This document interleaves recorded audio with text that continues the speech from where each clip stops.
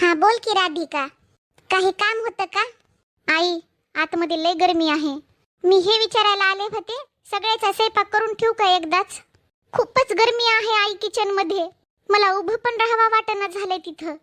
आई, माझ्यानं ना दुपारच्या वेळेला स्वयंपाक नाही होणार. काही हरकत नाही ग राधिका, तू 10 वाजेपर्यंत स्वयंपाक करून ठेवत जाय. अगं एवढ्या गरमीमध्ये काय स्वयंपाक थंडा होणार आहे? आता तू थोडा वेळ इथं थांब आणि बघ किती छान हवा सुटायली इथं. नका आई, मी पहिले जाऊन जराशा चपात्या करून घेते, मग येऊन बसते बाहेर थोडंसं. आई, मी हे पण बोलायला आले होते तुम्हाला, गरमी जोपर्यंत आहे तोपर्यंत मी ड्रेस घालत जाऊ का? मला लय गरमी व्हायली या साड्यामध्ये. अगं, अशी का वेगळी गरमी पडली की काय? दरवर्षी अशीच गरमी होते की? एवढी काय गरमी व्हायली तुला एकटीलाच?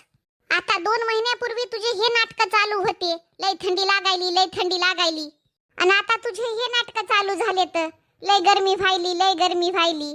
ड्रेस घालायचे बहाणे होते हे तुझे सगळे.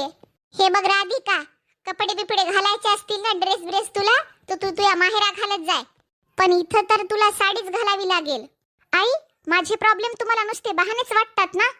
तुम्हाला काय गरमीचं माहित आई? तुम्ही तर पूर्ण दिवस इथं बाहेर बसून राहता.